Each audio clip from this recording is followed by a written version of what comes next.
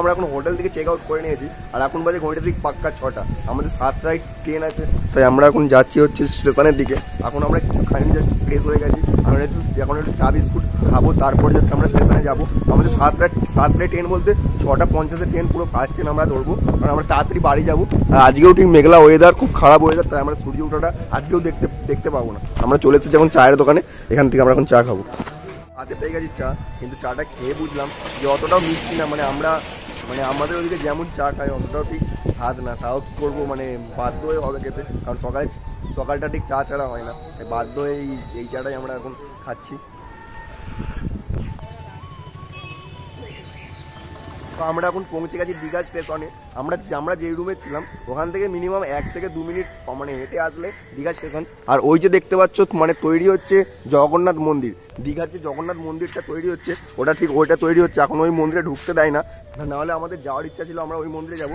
আর train ওখানে দাঁড়িয়ে আছে, কারণ এটাই হচ্ছে ফার্স্ট স্টেশন, যেখান থেকে ট্রেন ছাড়বে এটাই তার ফার্স্ট স্টেশন।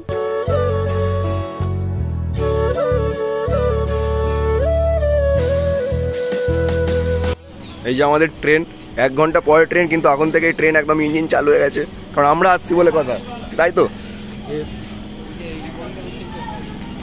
আমাদের ট্রেনের টিকিট আর আমাদের train.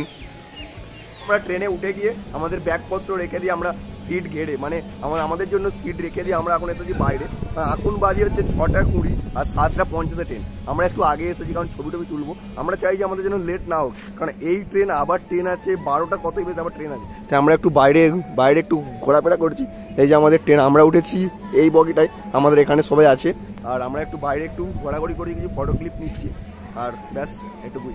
A few moments later. So finally আমাদের ট্রেন স্টেশন থেকে ছেড়ে দিয়েছে, এখন আমরা যাচ্ছি বাড়ির উদ্দেশ্যে। এই যে দেখতে পাচ্ছ Digha station, Digha bye bye. এই যে দেখতে পাচ্ছ দীঘা স্টেশন, তো বাই বাই দীঘা।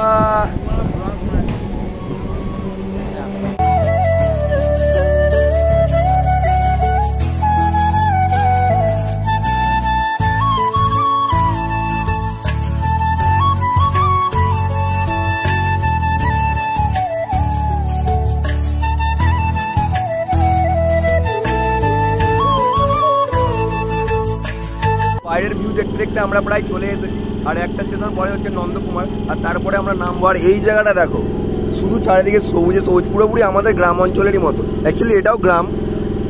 তো এখন এই স্টেশনটার পরে আমাদের নন্দকুমার স্টেশন।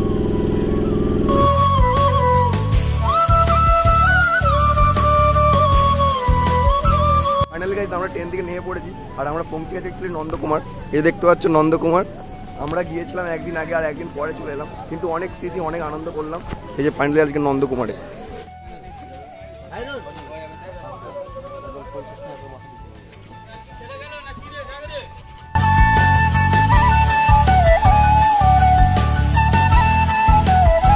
এখন বাজে 9:40, আমরা এখন পৌঁছে গেছি গেঁওখালি লঞ্চ ঘাটে। আর ওই যে দেখতে পাচ্ছ গাদিরা দিক থেকে লঞ্চ আসছে, ওই লঞ্চটা এখান থেকে ছাড়বে হচ্ছে আর 10 মিনিট পর, ঠিক পাক্কা 9:50 এখান থেকে আমাদের গেঁওখালি থেকে গাদিরার জন্য লঞ্চ ছাড়বে। আর আমরা এখন কিছু 10 মিনিট এখানে একটু রেস্ট নেবো। এই যে দেখতে পাচ্ছ এটা হচ্ছে গেঁওখালি লঞ্চ ঘাট, আর ওই যে আমাদের লঞ্চ আসছে। এই যে দেখতে পাচ্ছ আমাদের লঞ্চ এখানে পৌঁছে গেছে, আর আমরা সবাই রেডি লঞ্চে ওঠার জন্য। লঞ্চে উঠে আর সেরকম ব্লগ করতে পারবো না, কিছু সিনেমাটিক শট দেখতে থাকো, গাদিরায় গিয়ে একদম কন্টিনিউ শেয়ার করছি।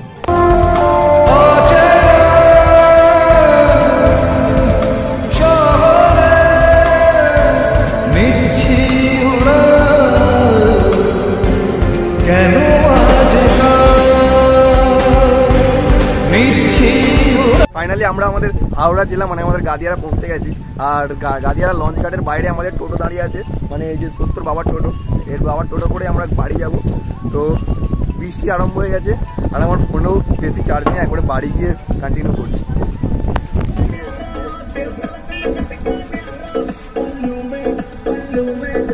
সো ফাইনাল গাইজ 3 দিন পরে এখন আমি আছি বাড়ির ছাদে। 3 দিন পরে আমি বাড়ি আসলাম। যেদিনকার আমরা এখান থেকে গিয়েছিলাম সেদিনকারও বৃষ্টি হচ্ছিল, আর আজকেও বাড়ি আসার সময় বৃষ্টি হচ্ছিল। এইসবে বৃষ্টি থামলো, দেখতে পাচ্ছ মেঘলা মেঘলা ওয়েদার। আর আমি আসলাম বাড়ির চাই তোমাদের সঙ্গে কিছু শেয়ার করতে। তো চলো নিচে যায়, আর দীঘা থেকে কি এনেছি সেই জিনিসটা তোমাদেরকে দেখে। আর গোলার অবস্থা ভাই প্রচুর খারাপ, গোলার দিকে তোমরা যেও না, কারণ দীঘাতে স্নান টান করে গোলার অবস্থা হয়ে গেছে প্রচণ্ড খারাপ।